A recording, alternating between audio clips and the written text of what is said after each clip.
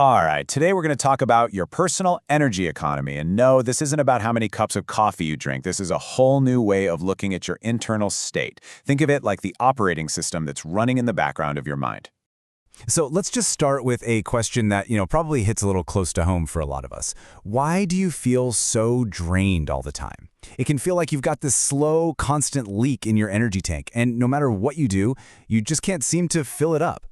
But what if I told you it's not a leak? Not really. What if the real problem is just a mismanagement of the very system that controls how you think and feel? What if it's your own internal operating system that needs a tune-up? And that brings us to this idea called human economics. It's basically the economy of your own mind and body. And it turns out it runs on 5 core variables.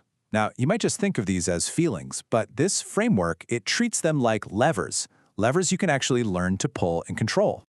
Okay, so the first group of these variables are what we can call your internal processors. These are the tools your system uses to make sense of everything coming at you from the world: patience, pain, and fear. Let's start with patience. Now, we usually think of patience as just, gritting your teeth and waiting for something to be over. But let's look at it a different way. Think of patience as your system's CPU buffer. It's what allows your mind to handle a high-stress piece of information, like a huge project delay, without completely crashing your whole system in a fit of frustration. It's actually a strategic tool, not a punishment. And the difference in perspective here is it's huge.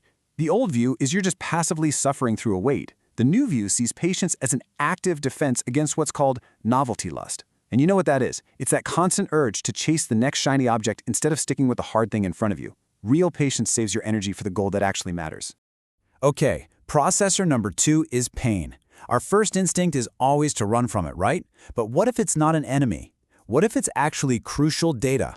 This framework sees pain as your system's compass. It's a clear signal telling you one simple thing: you have just reached a boundary. So the old view says pain is a stop sign, a reason to quit.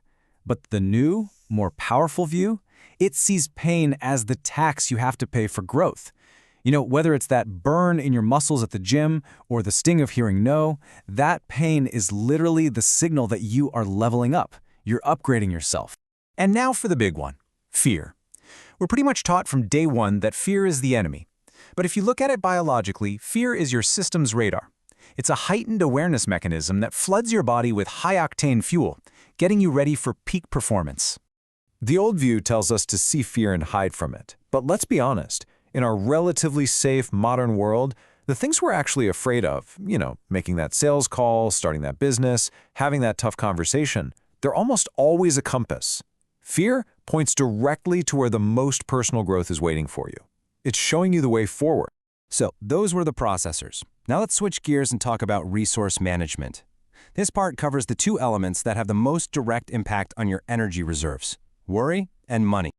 And this brings us to what is, without a doubt, the single biggest villain in your personal energy economy: worry. It is the ultimate energy leak, hands down. And why? Well, it's because worry is a complete misuse of your imagination. You're spending very real, very finite energy trying to solve problems that don't even exist. I love this analogy. Think about that little spinning beach ball on your computer. Your machine is working like crazy, you can hear the fan spinning up, but absolutely nothing is happening on screen. That's worry. It's a background process that's eating up all your mental RAM while producing literally 0 results. And the final element in our system is money. Now for a second, forget about the stuff money can buy. At its absolute core, money is stored social energy. It's a tool. It's a way for you to take the value you created in the past, store it, and then deploy it whenever you need it to solve future problems.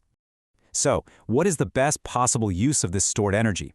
It's simple: buying back your most precious non-renewable asset, your time.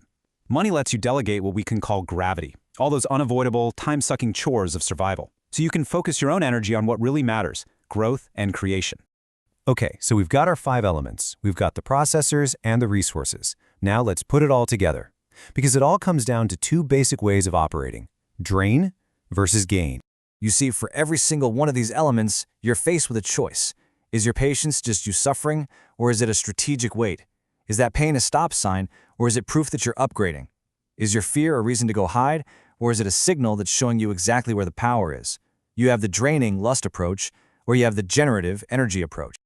All right, let's bring this all home. This is the final verdict. This is the actual game plan for making that shift from being an energy consumer to becoming a true energy generator. It really boils down to 5 simple, though maybe not easy, commands for your internal operating system. Number 1, eliminate worry. Number 2, tolerate useful pain. Number 3, harness your fear and use it as fuel.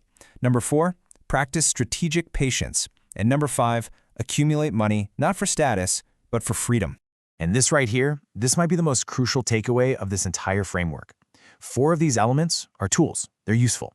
Patience saves energy. Pain and fear refine it. Money leverages it. They all have a productive purpose in your system, but only one has zero utility. And that's worry. It is the only element in this entire economy that you should be actively trying to eliminate completely. So that really just leaves us with one final question, a challenge, really. Now that you have this framework, I want you to take an honest look at your own internal operating system. Are you letting these elements drain you, or are you consciously using them to your advantage? Are you an energy consumer, or are you an energy generator?